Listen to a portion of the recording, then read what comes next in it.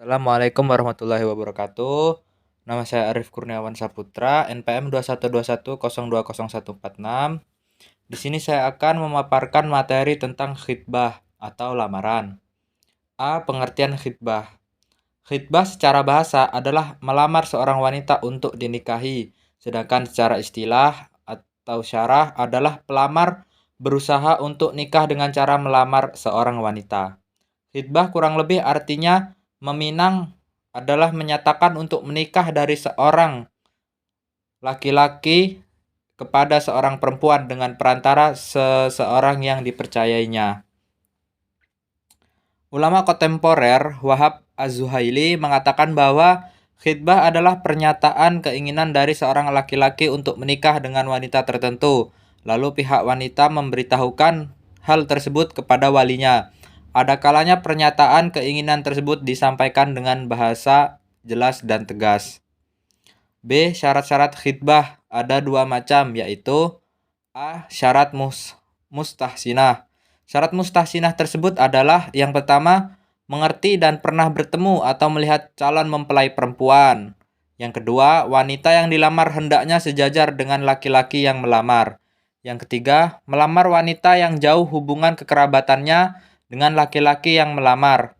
Dalam hal ini, Sayyidina Umar bin Khattab mengatakan bahwa perkawinan antara seorang laki-laki dan wanita yang dekat hubungan darahnya akan melemahkan jasmani dan rohani keturunannya. Yang keempat, mengetahui keadaan jasmani, akhlak, dan keadaan-keadaan lainnya yang dimiliki oleh wanita yang akan dilamar. Lalu yang B, syarat lazimah. Syarat lazimah ialah syarat yang wajib dipenuhi sebelum peminangan dilakukan.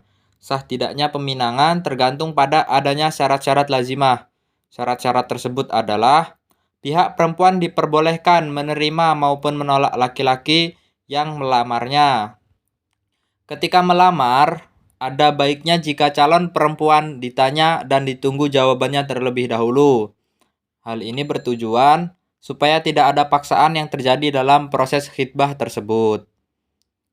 Calon mempelai perempuan sedang tidak dalam proses khitbah dengan laki-laki lain.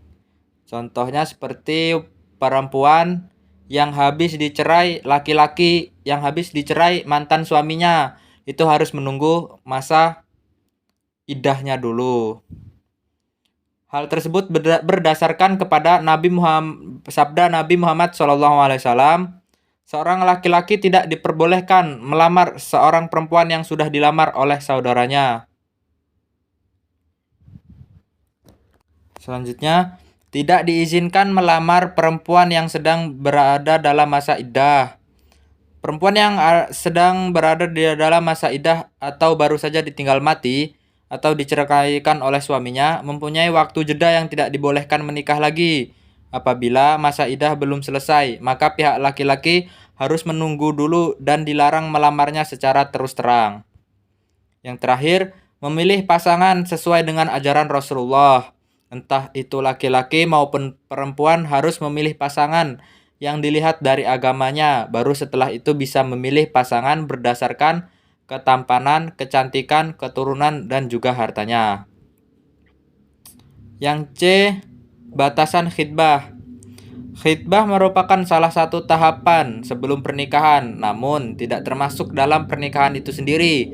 Sehingga meskipun sudah melakukan khitbah, tetap ada batasan-batasan yang harus diketahui kedua mempelai tersebut. Khitbah belum berarti sudah menjadi halal. Yang kedua, jangan berlama-lama pada masa khitbah. Yang ketiga, tidak diperbolehkan meminang pinangan saudara. Dalam riwayat Al-Bukhari bahwa Ibnu Umar radhiyallahu anhuma menuturkan, Nabi Shallallahu alaihi wasallam melarang sebagian kalian memberikan apa yang dibeli saudaranya, dan tidak boleh pula seseorang meminang atas pinangan saudaranya hingga peminang sebelumnya meninggalkannya atau peminang mengizinkan kepadanya. Lanjut, yang D, keutamaan khitbah. Yang pertama, wadah perkenalan kedua belah pihak. Yang kedua, memperkuat ikatan perkawinan. Hukum membatalkan khitbah. Hukum membatalkan khitbah ada beberapa macam. Bisa menjadi makruh jika tanpa ada alasan yang jelas dan alasan yang berlandaskan syariat. Hukumnya bisa mubah atau boleh jika ada alasan yang kuat, rasional, dan sesuai dengan landasan syariat. Baik, demikianlah pemaparan materi dari saya tentang khitbah atau lamaran. Kurang lebihnya saya mohon maaf, kepada Allah saya mohon ampun. Saya akhiri, wassalamualaikum warahmatullahi wabarakatuh.